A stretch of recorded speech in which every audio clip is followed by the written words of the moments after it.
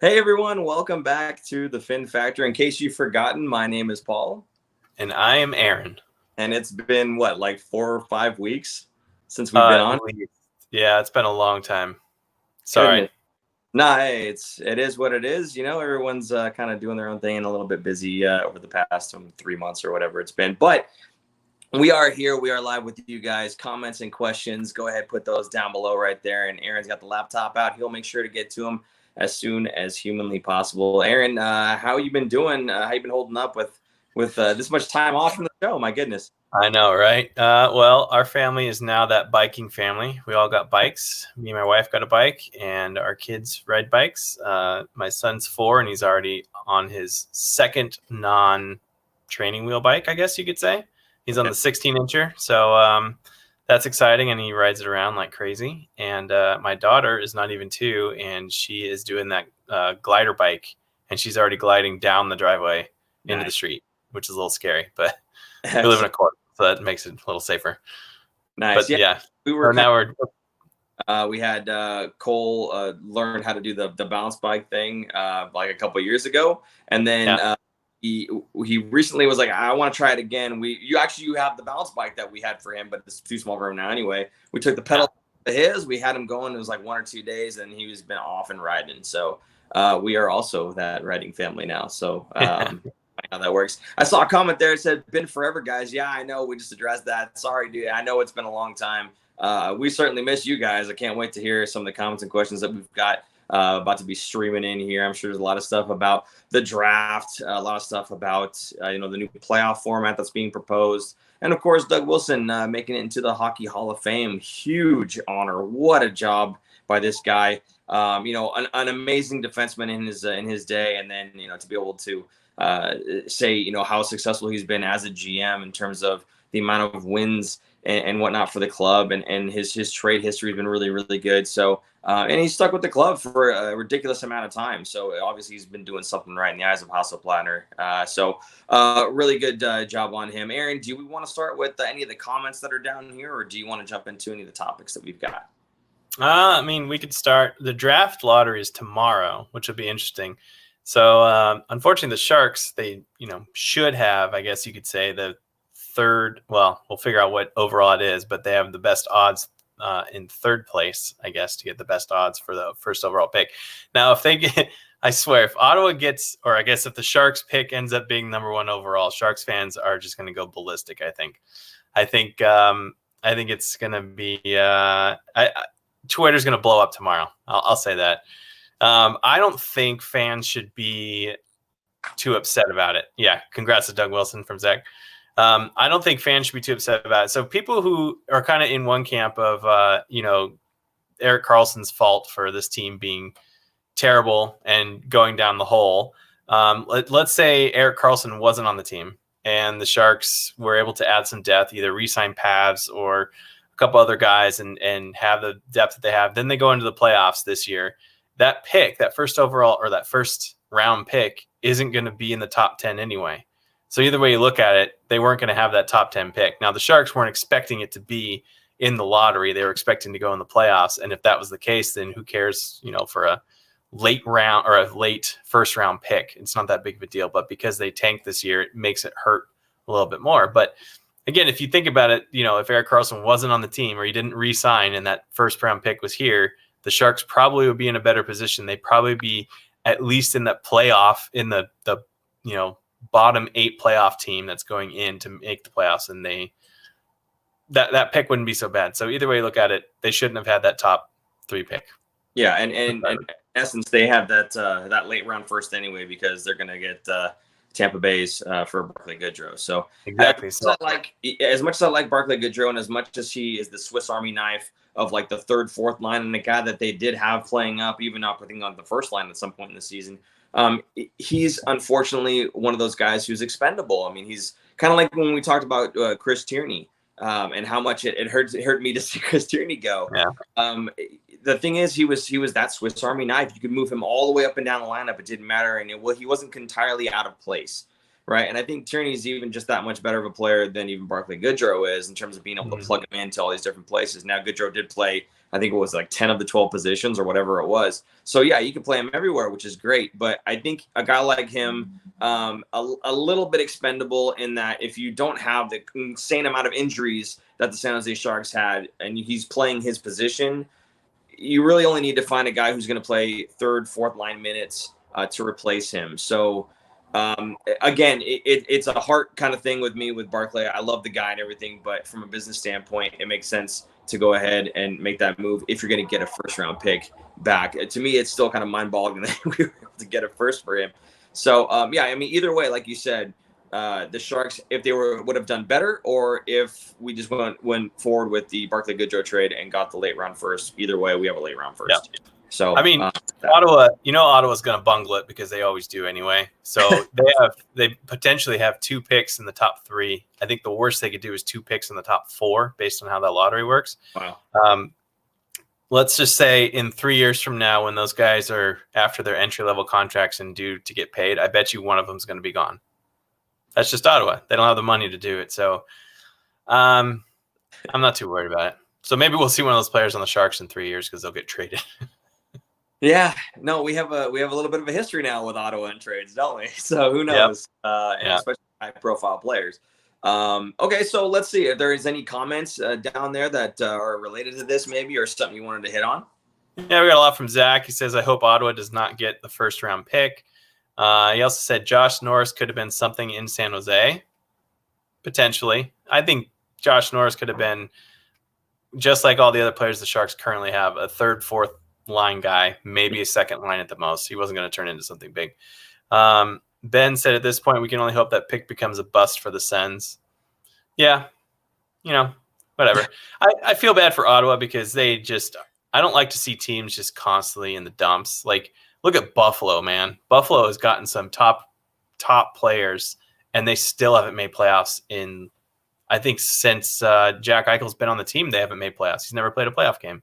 So, I mean, think about it that way. The Sharks could have gone that direction where they just tanked and tried to get as many top picks as they can for a couple years, and they still might not be able to turn around. So we're kind of still spoiled, even though we didn't make playoffs this year. That's 1 year. I still think the Sharks can bounce back and get it. We did just get a question from Isaiah. Is Georgiev? I'm never gonna. He's never gonna be on the Sharks because I can never say his name. Is he still a potential target? I don't think so. We've gone over this so many times. I don't think he's the answer. I think I'll try and be as brief as possible.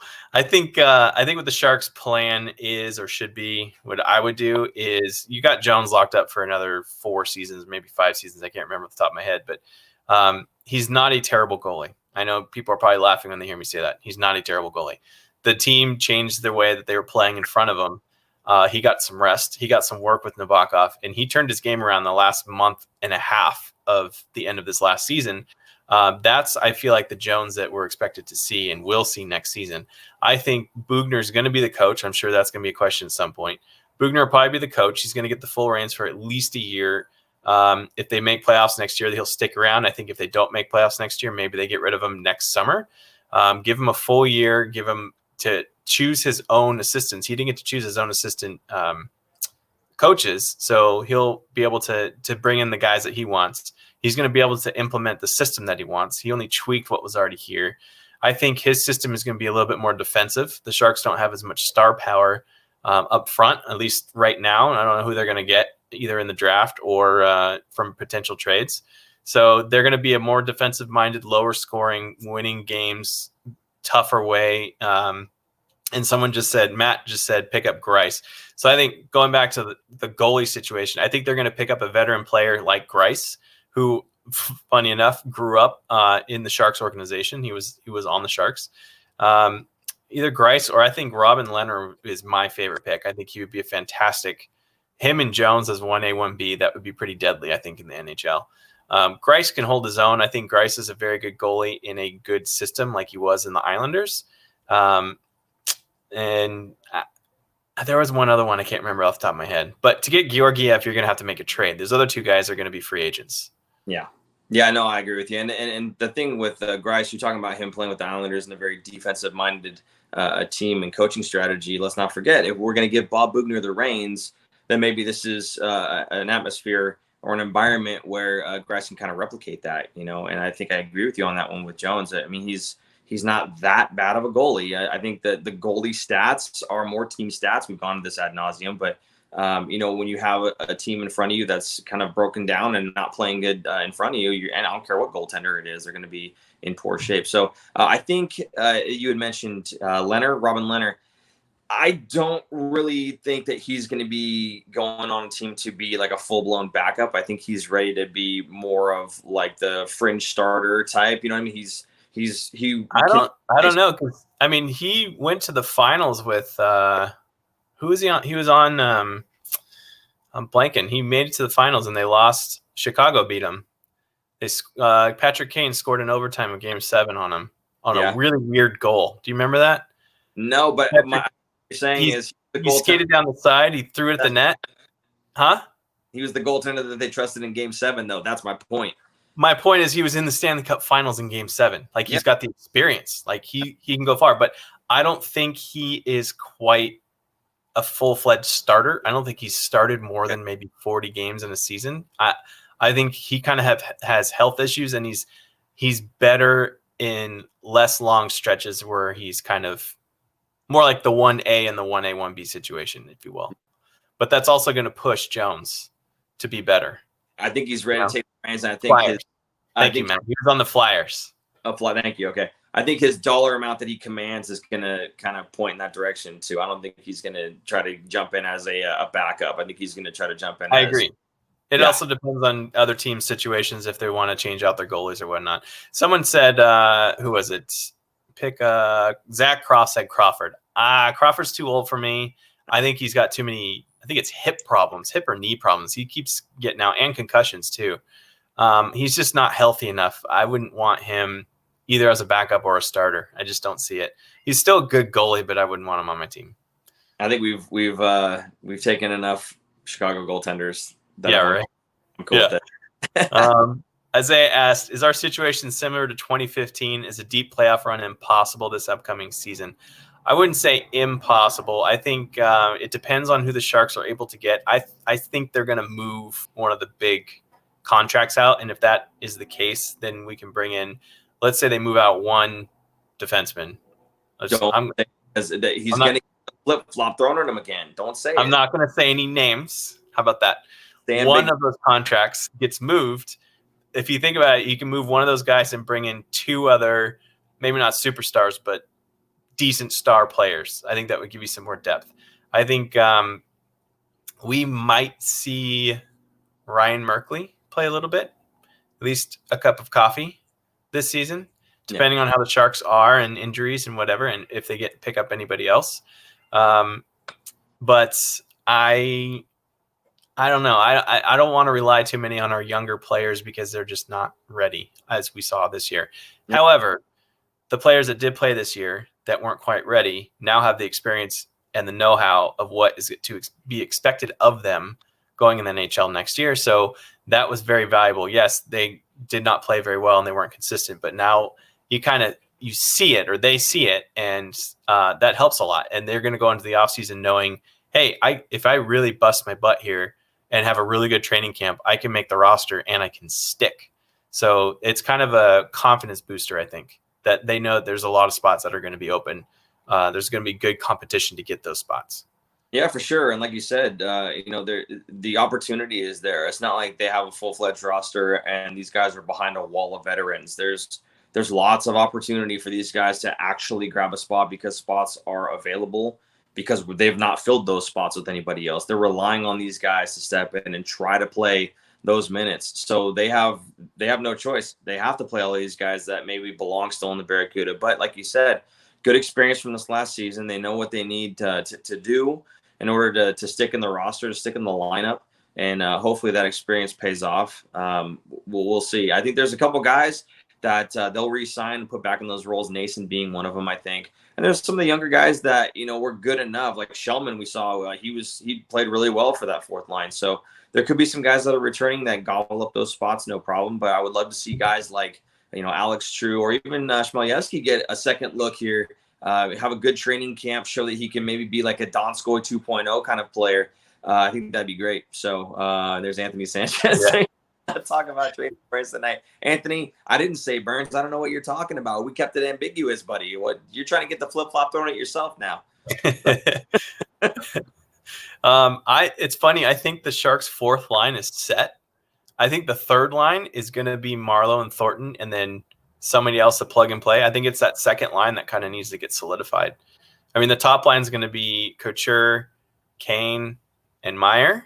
And then the second line would be, I guess, LeBanc and Hurdle centering with who on the left wing? To be determined. Right? That's kind of... Right? Like we were just talking about, if you move one of those big dollar defensemen, you can bring in a guy who's a second liner and you can play, right? So and I would like to see someone like Chmielewski maybe on that third line with Thornton and Marleau, so he's got that veteran experience, the players with him to kind of hold him under his wing, but also kind of sheltered minutes in a way on that third line. Mm-hmm. I think that would be pretty cool. I love that. Actually, because you get a guy like Thornton, because Chmielewski's got really good hands. Okay, you get a guy like Thornton who can pass the puck still really, really well. Maybe his puck protection isn't quite there as much anymore, and his speed might not be there. But then you get the guy with the wheels, Patrick Marleau. He can still snipe pretty well, and then you've got Sasha with really good hands. If he can make some good maneuvers and find Marleau or get Thornton the puck who can make a nice pass, I think that line could work out really well. And I like that you brought up potential sheltered minutes there, give him an opportunity, but not rely on him either. Not give him like too much of a workload, so that these kids that are coming in, they kind of get acclimated to the NHL before they kind of just get thrown to the wolves like we did this season. But is what it is. So go ahead, move on. Let's see. Nick HBK said Game 6 against Philly, Michael Layton was the goalie. It wasn't Game 7, it was Game 6, but still, it was an overtime game. It was such a weird goal. Patrick Kane skated down the left side, kind of threw it at the net low, and it kind of went like the bottom far right corner of the goal, and it got stuck in the goal. Nobody knew it was a goal. The refs didn't even know. Nobody in the arena knew.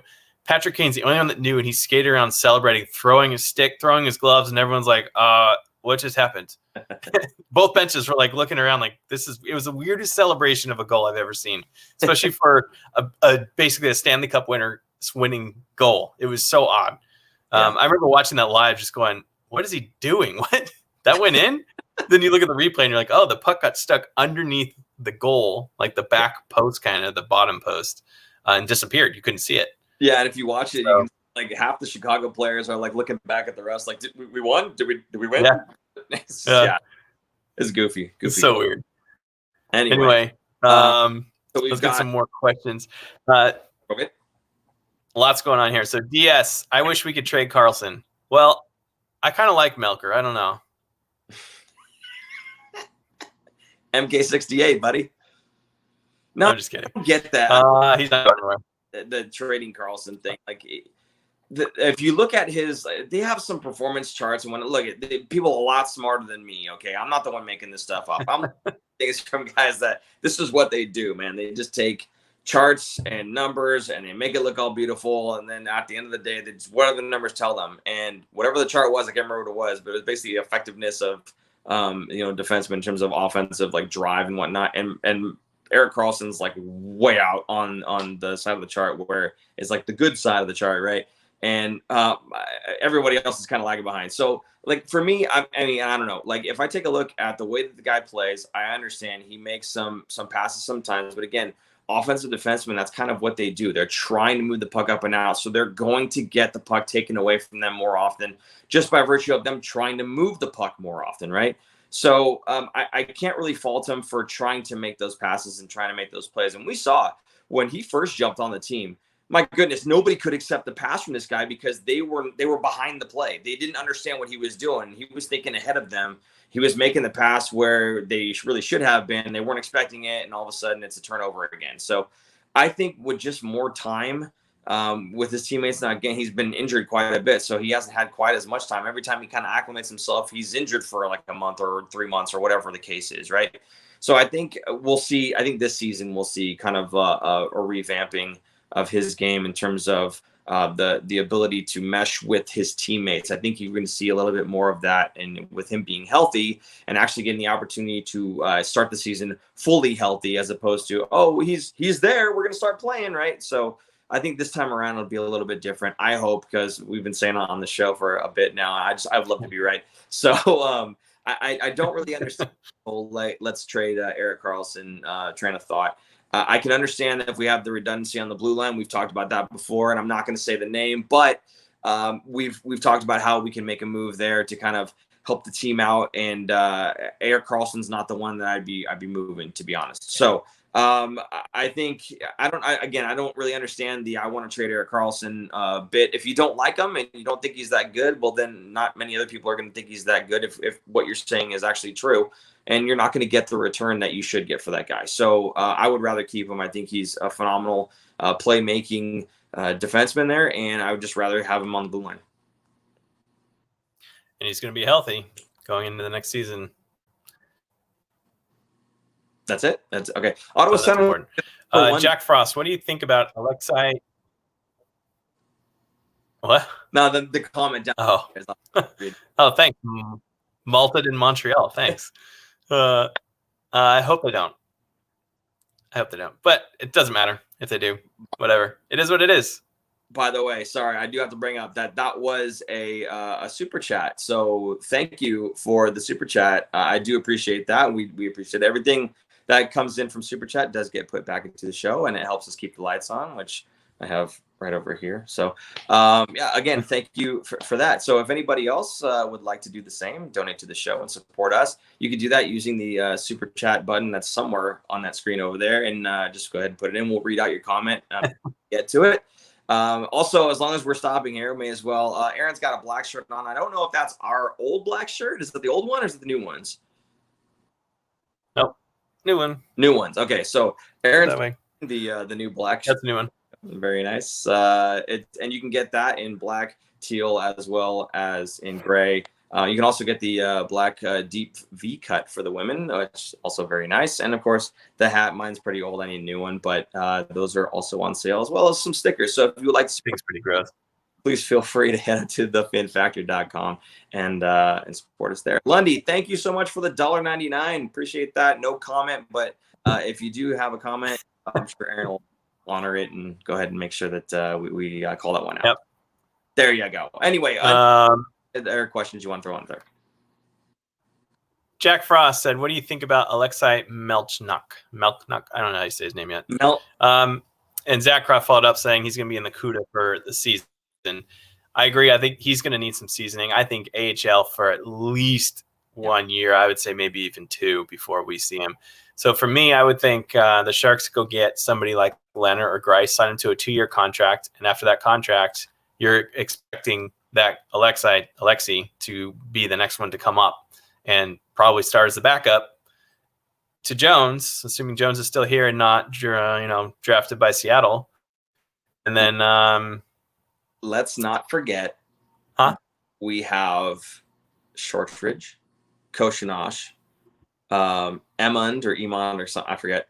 And then I think 1 or 2, there's another name that I'm missing, Sachenko.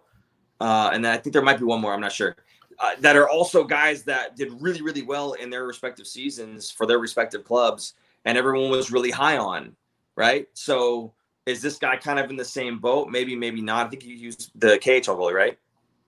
I think he was in the K. Yeah, and I think what made me excited about him was there was a lot of teams that were high on him, and he signed with the Sharks. I think that's a big deal. Yeah. When other teams are really interested, and he was considered one of the better goalies that was not on this side of the Atlantic Ocean, that's a good thing. It's a good thing for the Sharks. It helps their goalie, what do you call it? Pipeline, I guess you call it. Yeah. Amon, I think, is going to take a little bit longer because he was still in juniors this year. He's younger. I don't know. We'll see. So I guess I could also see. Sorry, go ahead. I was going to say I could see Jones getting exposed for the Seattle draft. Okay. Yeah. So, I mean, I guess my point on that was we see a prospect come in that we're high on, right? And that's happened with some of the other goaltenders that we have as well. Maybe some fans are a little bit higher on the goaltenders that are coming in because they want to get rid of Jones for one reason or another, right? But I guess my point was, don't try to push this guy straight into the NHL right away, right? We're not doing that with any of the other goaltenders that we've picked up who are supposed to be, kind of higher up in their respective leagues and whatnot. So we're not pushing them. We probably shouldn't be pushing this guy. I'm with Aaron. I think he gets the AHL look first. But on the second season, does he go to the NHL as the backup? Who knows? I mean, again, we've got a couple other guys that are in the pipeline there. So maybe one of them. I think it depends on the development. Yeah, exactly. By the way, Lundy, who gave us the $1.99, is saying, I miss Braun, and you missed my message after I realized didn't put message in on Super Chat. There you go. He misses Braun. That's what he wanted everyone to know for $1.99. Thank you, Lundy. We appreciate you. So any other comments currently? Well, we do have a Senators fan here. Oh. Malta in Montreal, the one who gave us a super chat. Nice. He said, we don't miss EK. Thanks for the pick, Sharky fans, and go Sens go. Okay. Hey. The Norris is amazing. Also, what he said. Dude is going to be fine, and it looks amazing in a Sens uniform. Sharks lost that second line guy. That's cool. So wait, how are you liking Tierney? I would like to hear your thoughts on Tierney. Are we frozen? In the comments there. You look to be frozen. I think I'm still going, but I'm just going to pretend. Sorry, I'm back. Who knows? But yeah, if Malta de Montreal, let us know how you're liking Chris Tierney there. I think he's a great player. And actually, DeMello, is he still with the Sens or did they trade him? I can't remember now. But it looks like you're frozen. No, DeMello's gone. He is gone. Okay. Yeah, he got traded. That didn't last long. Yeah. Well, I forgot where he got traded to. He got traded to a contender, basically. Oh, okay. Good for him. I think. I can't remember. It's been so long that I can't remember. Yeah, in February. He was watching. So long ago. We should have had a Stanley Cup winner by now. Let's just say that. We should be in the off season. Yeah. Balcers is decent. I don't see him being more than a fourth liner that can play the power play. I think he's just a little too small for the NHL. Zach Croft said, should Vlasic get traded? Should or could Vlasic get traded? I don't know, man. Vlasic, I still think, is the glue in the back there for defensemen. The whole Sharks line. I think without Vlasic, our defense is going to get way worse. I would rather move a different defenseman that I can't name. Tiptoe. But yeah, no, I'm with you. But I think the stats kind of speak for themselves. We've had many playoff series where Vlasic doesn't suit up for injury purposes or whatever the case is, and we lose. Flat out, we lose. When Vlasic's not playing for us, we lose. So maybe a different story, obviously, for this past regular season, but in playoff series past, when he's not in the lineup, it is not good. So I don't think should is the right thing. I don't think should is the right word. I think could. Yeah, sure, he could. But again, you're going to have to bring somebody else in who's just as strong defensively. So unless they're on a cheaper contract, I don't see the point in making the move. I would rather just keep Pickles. I think he's very strong defensively still. And again, the record speaks for itself. When he doesn't play in playoff series, we tend to lose. There you go. And DeMello's on the Jets, by the way. I answer that. He went to Winnipeg. Yeah. Chris is all right. How dare you, sir? How dare you? Chris is phenomenal. All right. Do you want to talk? Mike Attack said, "Did we break the trade Birds promise there?" There it is. Yeah. Did you want to talk about the playoff format role, or you want to keep going with questions? Well, yeah. Okay. Format is interesting this year. People are going to call it the Asterisk Cup, and I was even saying it too. It's just it seems weird that you have 24 of the 31 teams in there. But I was listening to NHL radio, like like I think a week ago or 2 weeks ago, and they're like, that's ridiculous because if you think about it, if one of those play-in teams wins the cup, they've played more playoff games than any team ever to win a cup. They had played an extra 5-game series. It's not like they didn't deserve to win the cup. They went through everybody. That's not an easy feat to do. So that made me change my perspective on it. Like, wow, they're kind of right. If someone can win a 5-game series, then go into 4 7-game series and come out a winner, they deserve it. They absolutely deserve it. Now, there's some other points that, like, Montreal has Carey Price, right? And he's going to be fresh and probably, one of the best goalies still. And the problem with Montreal is they're kind of a smaller team. They kind of get beat up a little bit.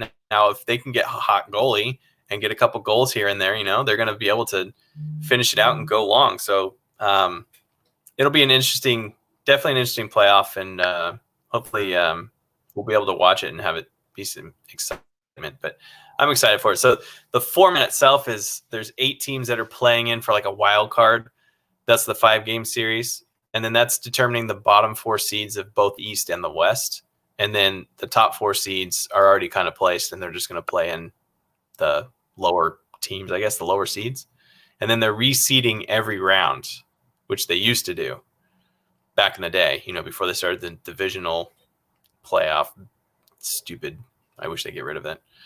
But yeah, that's the format. Right now, they're trying to figure out which host cities are going to be hosting. They're going to have 2. And they just announced, I think yesterday or today, that Vancouver is out now for sure. I don't know what happened. I don't know if they had like a big spike in their COVID cases or something, but Edmonton and Toronto are kind of the 2 in the top right now. And I think Vegas and LA are kind of the backup hub cities in case something happens, which I think is a little ridiculous. I think I was talking about this on Twitter about Las Vegas being a hub city. I feel like that's asinine. Like there's so much temptation there. And you have to think about, like, you have to keep everyone safe, not just the players. There's all the arena workers that are going to be running the arena. There's security guards that are running security from the building. There's so many people. There's probably going to be, I would say, close to 200 people in an empty building that are helping getting this thing running. You have to make sure all of those people are living in a bubble and not seeing anybody. Their families aren't seeing anybody. Like it's a lot of people. It's a lot of stuff to keep controlled. And being in Vegas and some of the casinos are opening, I just don't see that that's the best option. Edmonton to me would be a great option because there's less people, there's less stuff to do, there's less people coming in and out of there, which Vegas is, they're a thriving, destination for tourism. And tourism is dead right now, but still stuff's opening up. And I think they're one of the cities that have been opened up. The mayor was like opening up stuff and people are like, what are you doing? It's like, well, if they get it, they get it. Whatever. I don't know. I just don't think Vegas is a good one. LA to me is also just not good because it's just massive. I think the control is going to be the hard part. Controlling your environment is going to be near impossible. Yeah, I don't get it. I still don't get it, how they're supposed to do that. And, we've already seen players. We saw it with a lot of Arizona players and even Austin Matthews from Toronto, which presumably he must have got it by working out with those players in Arizona, which is his hometown. But maybe that wasn't the case. I don't know. So, we're in this whole lockdown right now as it is. And even now we got players that are still contracting it. So it's just, I just don't see how they're supposed to do an even better job by having a ton of people, have to be on lockdown. And it just doesn't make sense to me. For me, it just doesn't compute. For me, if it was my decision, I would rather just say, we're done with the season and just move on. Now, Gary Bettman came out and said, we want to be clear. We're only doing this because we heard from an overwhelming amount of our fans that we want to try to complete the season if at all possible. So I think it seems like what he's saying is, hey, don't think that we're doing this for the money, when in reality it's we're doing it for the money, people. Come on, let's get real, So it is a business and they have to keep afloat. Yeah. I understand. They lost out on all that revenue from the last dozen games or so in the season, plus all the playoff revenue that you get, which is even more than you get more eyes during the playoffs. Sure. Way more ratings. Way better. Sure. I understand. You have to see both sides. Like, yes, they are doing it for the money, but they're doing it for the health of the league. But my problem with it is, if anything goes wrong, dude, you just set yourself even farther back. So to me, why not just shut it down, cut your losses, and just get ready for the next season instead of trying to force it, getting people sick. Maybe people get beyond sick, and it has like bigger consequences and whatnot. And then does that impact your next season?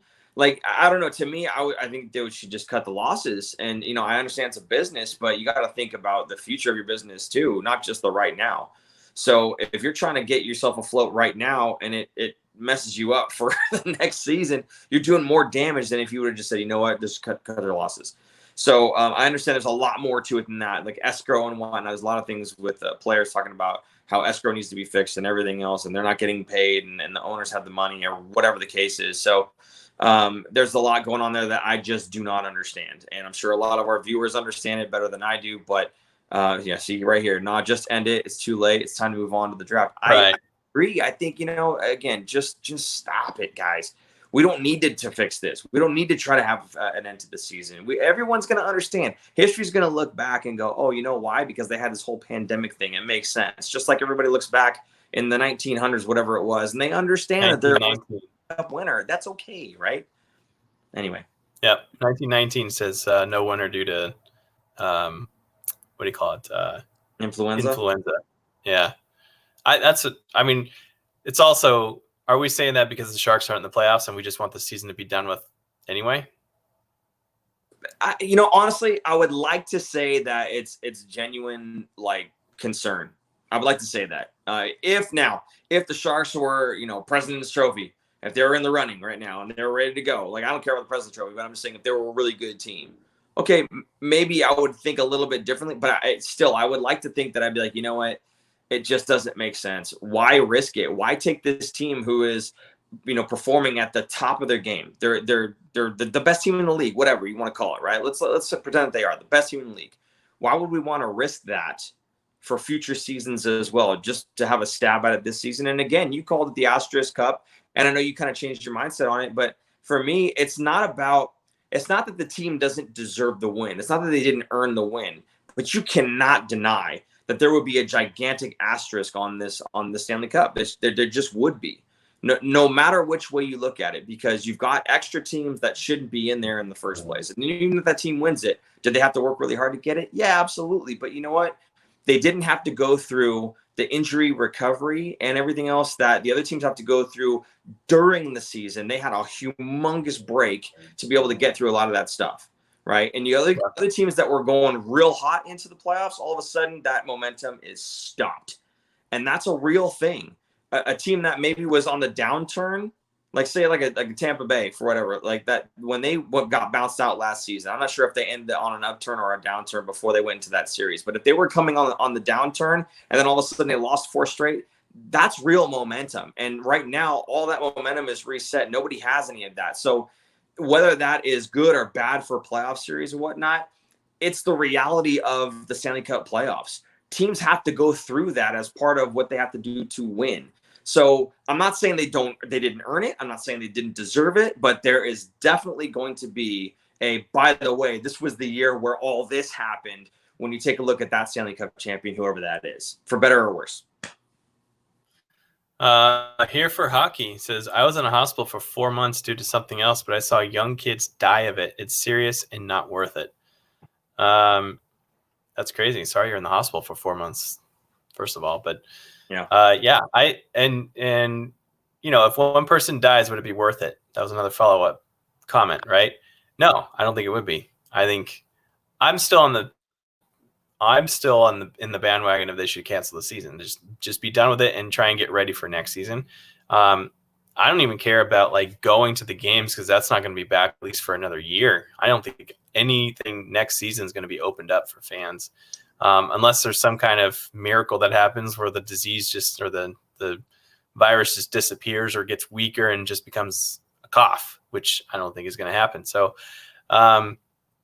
it's hard, man. It's going to be a new normal for a while. And I think we're going to be wearing masks for a long time. Yeah. I think for a couple of years, it's going to be a new normal for everyone. And all those people that are crazy and don't want to wear masks, like that's a whole nother topic and a different story. But that's what's you're seeing spikes now in places that were not listening to the advice of their what do you call it, their disease specialists and communities, and it's only going to get worse. I think it's going to get we're going to see a spike in the fall like normal. There was a tennis player, and I can't remember because I don't watch tennis, but there was a tennis player who decided that they were going to have some party, or it was like a wedding kind of thing. I forget what it was, but they just basically said, yeah, to hell with all this. We're all going to celebrate. And like in that party alone, like a bunch of people like got diagnosed like right after that. And it's like, yeah, I understand, guys. And this just doesn't go for hockey. This is just a life, because again, this show, it's about the Sharks, but really it's just kind of like, buddies that are sitting down and chatting. So, from one friend to another, I understand you've been cooped up a lot in your houses, and it's just like, oh, I just got to get out, I get that, but there's a reason that you're in your house, and there's a reason that you've been on lockdown for so long, and to go back outside, without a mask or not wearing your gloves when you're pushing a cart or whatever the case is, you're exposing yourself to that after having locked yourself down for such a great amount of time. Like, why put yourself back out at risk?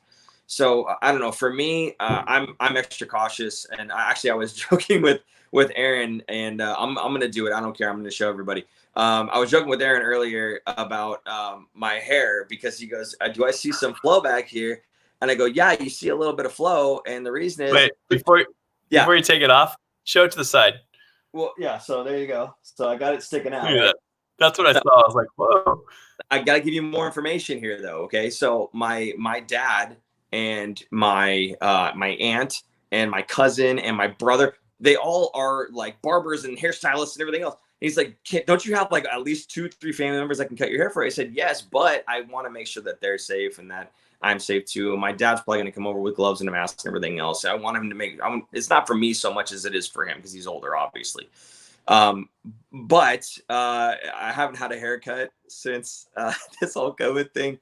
And I actually did push my hair up kind of like a Mario Ferraro. And against my better intuitions here, I'm gonna show you guys what 4 months worth of not having a haircut looks like. And oh my God, it is a ridiculous amount. Jeez. Dude, look at this thing. It's ridiculous. Yeah, no, it's just nuts. Now you're just showing off. Yeah, no, so that's why I've been wearing my hat. Yeah, Aaron's got the COVID-19 hair too, if you can see it there. So, if I'm walking around looking like this because I'm not willing to expose myself to my own dad, then please, guys, don't go out into open area, like people going to the beach and whatnot, around tons and tons of people at like clubs partying and what. It just, to me, I just don't get it. Don't get yourself into that situation. And yes, I am growing a Ferraro. Actually, here's what I'm going to do. I'm going to let you guys on a little secret. I'm going to probably record it, so maybe I'll have it as something on Twitter or something. I don't know. But what I'm going to do is I am going to do curly mohawk. I'm going to do the sides first and have like the Ferraro mohawk going on, and I'm going to try to like puff it up as best I can. And we'll take a little picture. It does look better than Brody's, doesn't it? So, I'm probably going to do that just for fun. Kind of like when we shaved our mustaches for, what's it called, Movember. And when he was doing the handlebars and I was doing the caterpillar thing. And, then, okay, we shave it off. I'm probably going to do that for, a couple of days or whatever. Take a picture and it'll be fun for everybody. But, God, wouldn't it be great to get Mario Ferraro and compare our mohawks? That'd be so awesome. That'd be pretty awesome. Maybe we'll get him on the show. I'm sure you guys would like that. We'll reach out. We'll ask. Let's do a roll call real quick. Tell us where you're watching and how you found us. Actually, no, don't tell us how you found us. Let's say, what do you want? When's the last time you got a haircut? Where are you watching the last time you got a haircut? How about that? You go. Lundy, thanks for the $1.99. How did you like my playoff post on Facebook? I don't even remember how long ago was that. I didn't see it. Can you tell us what your playoff post was, and then we'll go ahead and let everybody know what you had, and we'll judge it, I guess, for you. I forgot what it was. Now I gotta look it up. Okay. Thanks, Lundy. We can do that right now. I don't know if you noticed this. We're live. We have a show. I'm gonna try to. Browsing Facebook in the middle. Too slow. It's too slow. I'm not gonna do it. Eugene, Oregon, and getting one. Okay. Before COVID, see? Aaron, when's the last time you had a haircut? This morning. Really? You big it? Yeah, I shaved in the shower. Oh, okay. Yeah. Oh. Big it. Shave in the shower. Quick and easy. Nothing's changed for me. So wait, it's still growing? Then I'll let my beard go for huh? It's still growing in then? You get like a My hair? Yeah. Yeah, it's it goes around like this. Really? So I gotta cut it. Yeah. Okay, so here's the beard I let go for about 2 weeks at a time, and then I'll trim it back down to really short. What? Can we still do polls in YouTube? Can you still do polls? Because I would like to start a poll to see how many people think Aaron should grow his hair out for like 2 months. It's not happening. I want to see that right now. It's not happening. Beyonce, let me see your halo. Come on. Not happening. Brisbane, Australia. Wow, 3 weeks ago. Okay, gratitude for our healthcare. All right. I'm watching from my PlayStation with you guys to jump on. Yeah, Nick, for those of you who don't know, Nick K150 is one of probably 2 or 3, maybe it's Tyler or the other guy who's also part of that clan or crew, I suppose, along with that guy Knight. They kind of jumped into the NHL 20 scene for us and really helped push that club along. We're now opening bags that give us completion tokens because we've got everything. So again, thank you for everyone who originally jumped on with us and was playing and getting us some bags and whatnot. And a special big thanks to Nick, that guy Knight, as well as Dirt Nasty, I think is the name, for really plowing through and getting us a whole bunch of points and bags. And I've been playing with him a lot too, so it's been a lot of fun. So yeah, again, thank you guys for that. Also, Zinksy, Big Red there. He played a little bit with us. Nick would like to play with you some more, Zinksy. He's very fond of your playstyle. So there you go. How much do you have to donate to grow for you to grow out your hair? How much, Aaron? Do it for the show, Aaron. Telling you, not happening. The show donations. No. God, you know how much flack I got for growing that handlebar mustache in November? Oh. From who? From the fans or from your wife? My wife. Oh, okay. She wouldn't come near me the whole month of November. She was counting down the days until December. It was bad. So, just and this year, is asking, would you or anyone all be interested in doing a playoff bracket or something? Aaron, take that away. Because I think we did that last year, didn't we? Yeah, I think we did. I'll set something up. I'll set something up on NHL.com. Usually hosts it where you can pick your teams and stuff, and I think you pick how far each series goes and who the winner is, and then all that stuff, and it keeps track of all the points, so I don't have to do it manually, which is nice. So I'll set something up and I'll send an invite out, probably on our YouTube channel on our communities tab, and I'll head it up on the socials and stuff for people to sign up, and maybe a giveaway will be, how about it, like a hat? We'll give away a hat. Okay. That sound fun? Sounds good. We also I have to give out awards for the fantasy hockey, which unfortunately was not finished because the NHL season didn't get finished. It's kind of a weird thing. Yeah. So we're going to do the top 3 in each league, because there's 2 leagues. The top 3 are going to get prizes, and I'll hit you guys up this week for your addresses and get something out to you. So yeah, that'll be fun. We do have a lot of stuff from our set that we can do giveaways too, don't we? Baubles. Yeah, maybe we'll do some giveaways. So how about that? How about the next couple of weeks we'll figure some stuff out. We are hoping to get in the studio probably next month. So this might be the last show that we do remotely. It'd be amazing. Okay. Hopefully this isn't the last show that we do for a whole month. Hopefully we have some more of these interactions. Well, no. But if there's not July starts in like a week. What's that? July starts next week. Yeah. I didn't mean in a month. I meant next month. Okay. Which is next week. Well, I thought you said this might be the last show that we do with outside the studio. Did I hear you wrong? I did. I'm saying we might be in the studio next week. Next week? Yeah. All right, then I'm getting my haircut. Because if I can sit next to you, please don't. I think you should just let it go until November. Okay, sounds good. All right. Well, so let's see. There was the only other thing we want to talk about was the Doug Wilson Hall of Fame. Yes, Doug Wilson. Now, I didn't realize they were announcing it yesterday. I was like, oh, there's a potential that he could get inducted. And he's been kind of skipped over, I feel like, in the past couple of years, because he's an interesting guy because he had obviously a Hall of Fame career as a player. I also think he's going to get inducted. I don't know if this could happen. He can go in for builder, I think, is a category. So he can go in as a GM later in his career. Maybe when he retires being a GM, he can go back in again. Or maybe they just add a title to his winning. But he's had a heck of a career. In fact, he's our good buddy right here. Oh, it's glary. There we go. Our good buddy, Doug Wilson. Oh, yeah. It's awesome. I remember after that interview, I don't really get starstruck, really. And after that one, I was like shaking a little. I was like, that's like potential Hall of Fame guy. They're like, we just hung out, like we were just chilling and hanging out. It's so cool. It's so surreal. Yeah. Then I shook it off. We got Douglas Murray to get on there now.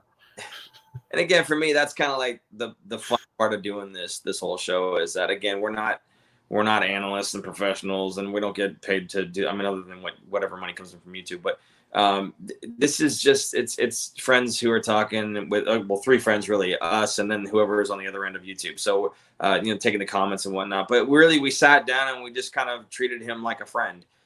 We talked to him the same way we would talk to any of you, and Nick, who's talked to me and PlayStation chats like all the time when we play. It's the same thing, we're just buddies and just chatting and talking. So to be able to sit down with him and just kind of, just kind of shoot it for a little bit, it was pretty cool. So it was nice. I really enjoyed that, and I can't wait for another opportunity to do it again, because he genuinely is like a nice guy, a really good guy. It's not we're just saying that just because we're a Shark show or anything else, but he's one of those guys that I wouldn't mind just going, having a drink with them and just picking his brain a little bit.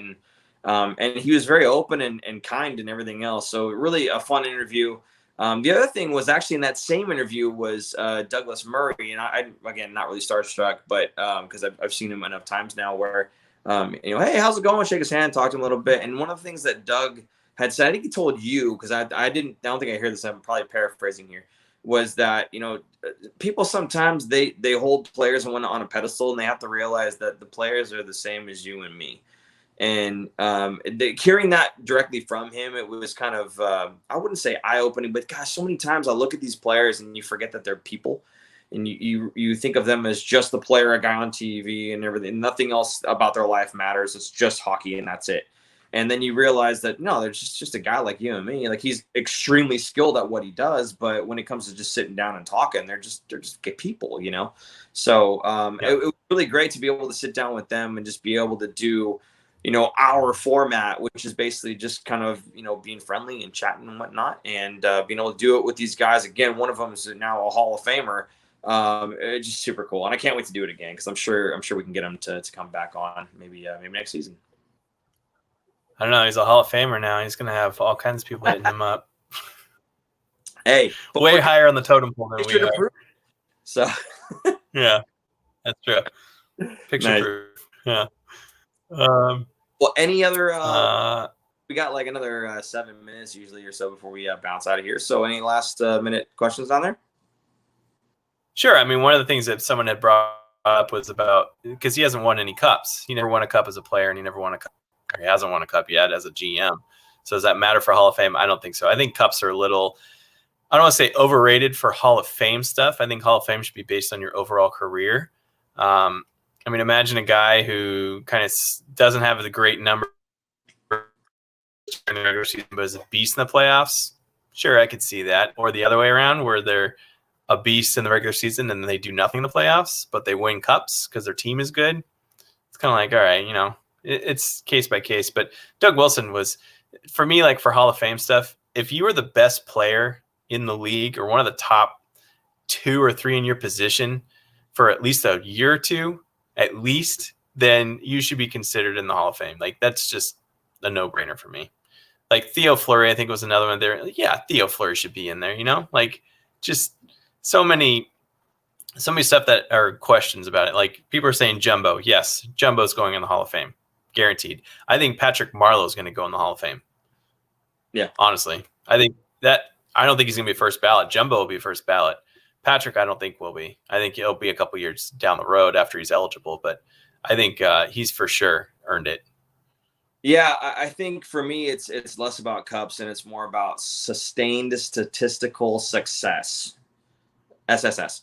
I think if you have multiple, not just one or two where you're one of the top. I think if you've had multiple seasons, we're talking like 5, 6, 7, 8, whatever, where you are one of the best players in the league, and that's reflected in your point totals and whatnot. Then I think for sure you should be considered. So. Jumbo, people are always talking about how he doesn't have the cups and whatnot, but if you take a look at his body of work, there is no question. Not only is he among the top 100 in the NHL all time, not 100.5. Not only is he in the top 100 of NHL players all time, but yes, I think he should be considered for the Hall of Fame. And people have always said first ballot Hall of Famer. In other words, the as soon as he gets put on the ballot, people would vote on it. He would be boom right in. So for me, yeah, I think Jumbo is right there. Is one of those guys that there's no question, regardless of whether or not he wins cups. Go and take a look at the seasons that he's had. I mean, if you've been a very long time NHL somebody who watches the NHL, not just Sharks fan necessarily, but you take a look at the stats for Joe Thornton. I think his first season it was like 7 points or something like that. After that, it was just like 30, 40, 80. 100 something, 120. And you take a look at what he's done, even off the stats page, for guys like Jonathan Cheechoo. Jonathan Cheechoo, I think he had, would they say, like 7 goals, whatever, and then Jumbo came on the team and he got another 49. And it's like that doesn't happen unless he's playing alongside a guy like Joe Thornton. And you take a look at that and you look at and you consider that, I call it the Joe Thornton effect. It worked with Cheechoo, it worked with Setaguchi, it worked with LeBanc. It's worked with pretty much anybody you put on his line. It's the Joe Thornton effect. Whoever it is you put on his line, statistically, they take a jump, generally speaking. So I don't know. For me, his stats over the course of his career speak for themselves. And then beyond his stats, you take a look at his line mate stats, and I think it's pretty clear. For me, he's a first ballot Hall of Famer. Interesting question by Anthony Sanchez. Does Doug Wilson go into the Hall of Fame as a Blackhawk or a Shark? I'd say Blackhawk. I don't know. How did he did most of his team he played for? Or what did they do? Oh, I think the player gets to choose. I think the person gets to choose what they want. So I think it should be the Blackhawk because he only played 2 seasons with the Sharks and 2 half seasons because he was injured. So, and he didn't get that many points when he was on the Sharks. I mean, let's see. In this first season of the Sharks in 44 games, he had 28 points. In his second season, he played 42 games and had 40 points. Or I'm sorry, 20 points. Like that's not, no, I wouldn't go in as a Shark. If you're going in as a builder, obviously it'd be the Sharks, but no, he was a Blackhawk, man. That's where his career was. He played basically 1 season with the Sharks, 1 full season, 82 games. DS, they have the $10. Keep up the great work, guys. Great to talk Sharks again. Thank you. Yeah, I think he goes in as a Blackhawk. I mean, look at this. These pictures are awesome. He was one of the last players, not the last player, but one of the last players to not wear a helmet in the NHL. Yeah. Because they made a rule, but it was grandfathered in. I forget the last one. He's the guy he played for Edmonton and was the GM for Edmonton for a long time. It's not Lowe, was it? I don't know. Someone will do it. Someone will tell me. For some reason, McTavish. Anyway, go ahead. Yeah. It was weird to see. It's weird to see players, or weird to see players when they weren't playing with helmets and everyone else was. Yeah. Kind of like the face mask. Like it's very rare you see people without a face mask now. Jumbo's one of them. He doesn't wear a face mask. Patty wears them. I think Marlon wears one. Yeah, he does. Yeah, but he wouldn't have to. He chooses to. So yeah, because he's not dumb. He wants to keep his vision for retirement. McTavish, thank you. That's who it was. McTavish is the last person to not wear a helmet. Yeah. Somehow I got that. I don't know why I would have got that. He was the coach, I think. He was the coach for a long time with the Oilers. Anyway, good stuff. Oh, I want to say one more time for BS, something BS for the $10. Again, thank you. We really do appreciate the support for the show. So thank you so much for that. Remember, thefinfactor.com, you can get a shirt or a hat for not a whole lot more than the 10. So if you want to go ahead and rock the gear and support the show that way, you can do that as well. Thank you so much once again. Any last minute questions, Aaron? No, Lundy messaged us the photo over Facebook right now, but my computer's going too slow to get it, so I don't know if it's going to happen, Lundy. Sorry, bud. Well, Lundy, are you copy and paste it in the chat, and then people that are in the chat can go and check it out, and maybe they can comment on your Facebook posts, maybe get you a few hits that way. Cool. I don't think you can send it in there. Don't bother sending it because I don't think you can.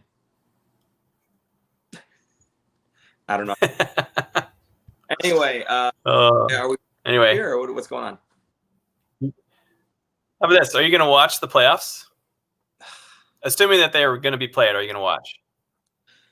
Yes, I'll end up watching the playoffs. Probably not every single minute of every single game, but I'll probably pick and choose maybe a series here and there, or just whenever I'm available to sit down and watch a game. With the whole shelter-in-place thing, obviously I'm home, but I've got a couple kids that are running around, and the wife's on the laptop doing work most of the time. So it's a zoo. So when I have the time, I would absolutely sit down and watch some hockey. It's been a very long time. I don't really care who's playing anymore. I would just like to see some guys skating around and playing the game again. Be really nice. So I'll definitely will be. I don't know who I would root for though, Aaron. Who would you be rooting for? Probably an ex-Shark of some sort. Oh, that's tough. Who do I want to see win a cup? That's the question. I like teams that have not won a cup. Like I was rooting really hard for Washington a couple years back when they were 2 years ago when they were in the cup. So let's see who's in it that I would like. Maybe a Canadian team. Canadian team hasn't won it since Montreal in '93.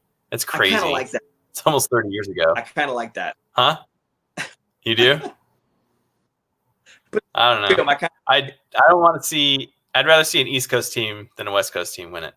How about that? Okay. Or something funky like, what if the Coyotes won it? Or what if, like, someone just obscure, like, I don't know. Florida Panthers. Are they even in it? I don't even know if they're in the playoffs. Laugh all you want, but they have the advantage. They have the advantage. You know why? Why? Because they're used to playing in front of no fans. Burn! Brutal. Sorry. Anyway, could be a Panthers Coyotes final. What? A Panthers Coyotes final. Yeah, there you go. Oh God, that'd be the best for ratings. Oh. I was gonna say that would kill the NHL right there. Awful. There it is. That's what Bundy said. Good luck in the playoffs. 2020 Stanley Cup playoffs. Not you. Yeah. Yeah, I don't want to see Vegas do it at all. I want to see Vegas lose right away. That would be nice. I don't really want to see Dallas. I wouldn't mind Winnipeg. Philly, I think Philly would be they would riot, so I don't want to see Philly win. Pittsburgh's got enough. Even Washington I wouldn't mind. I'd like to see Dylan win a cup. I think that'd be good. Yeah, for me, it's Dilly, Pavs, or Marlowe. I like Donskoy. Don't get me wrong. DeMello, there he is in Winnipeg. Whatever. To me, Colorado though. Colorado is they're going to be good for the next decade. So I don't want them to win right now because they're going to win later. No, yeah, not the Pens. That's fair. Yeah. It's just not the Wild. No, the Pittsburgh. I know everybody hates on Pittsburgh, but you know what? Sometimes you got to let bygones be bygones and do what's right for the guy that you love. And we love Patty Marleau, and I wish him all the best, obviously. So while I don't want Pittsburgh to win, I do want Patty to have a stab at it and hopefully get it. If it's not with us, that'd be weird though. Patty wins a cup in Pittsburgh and not on the Sharks. I know. Hey. It happens, though. It happens. Guys get traded, and they go and they win their cup, and everybody's happy for them. So But I agree. You could take all those players, okay? You could take Patrick Marleau. You could take Jonas Donskoy. You could take DeMello, Tierney. You could take everybody that was an ex-Shark that is still playing. You could put them all on a Vegas team, and they could all be really good, and I would still say I don't want Vegas to win. Don't want Vegas to win. You know what? I want the Panthers to win because who's the goalie for the Panthers? Bobrovsky. That's right. Yeah. I can't have that happen. Got a bone to Can't have it happen. They're definitely not going to be winning. Nice. All right. Well, I think we are completely off the rails here, so we'll go ahead and probably sign off. So I'm assuming that's it. You don't have any other comments, questions that you wanted to hit on? You're good to go? Good. Very good. Well, I do want to take a second here to thank everybody who helped us out supporting the show with the super chat. We do appreciate it again. So thank you for that. Again, if you want to get something out of it other than just having us read off your comment or your question, please feel free to go to thefinfactor.com, pick up a shirt, a hat, some stickers. Anything you purchase there does go directly into supporting the show. And obviously, we do appreciate it. Also, Super Producer Jason, who is awesome. Thank you so much, Super Producer Jason, for putting this on. He is the man behind the curtain, the Wizard of Oz himself, and he does a phenomenal job. We could not do the show without him, so thank you for that. Also, I saw that he put up the comment, like, subscribe, all that. Even if you don't like the video, I can understand because it goes into like a folder of like things, and I like keeping it neat and clean. If you do subscribe, obviously, we're not hitting you with a bunch of junk. We waited 5 weeks or whatever it was to give you guys a video here, so we're not going to bombard you. So if you do subscribe to us, obviously, it's not going to be filling up your inbox, and we will let you know when we actually have content worth talking about. So please feel free to do that and share it with your friends, obviously. Thank you again for tuning in. We truly do love doing these lives with you guys. Again, this show is a conversation amongst friends, and it wouldn't be anything without the conversation. So thank you guys so much for popping in, throwing all those comments and questions at us. We do appreciate it. So for Super Producer Jason, I'm Paul. And I'm Aaron. And we will see you guys sometime soon. Sometime, we don't know, but hopefully less than a month. Bye-bye. Bye. Thanks for tuning in. If you like this episode, check out our other content, especially interviews. You can interact with us directly through social media at The Fin Factor and on Instagram at Fin Factor. And don't forget to join our live streams on YouTube. Visit our website at thefinfactor.com, where you'll find all of our episodes as videos or podcasts. You'll also find our exclusive merchandise to help support our show.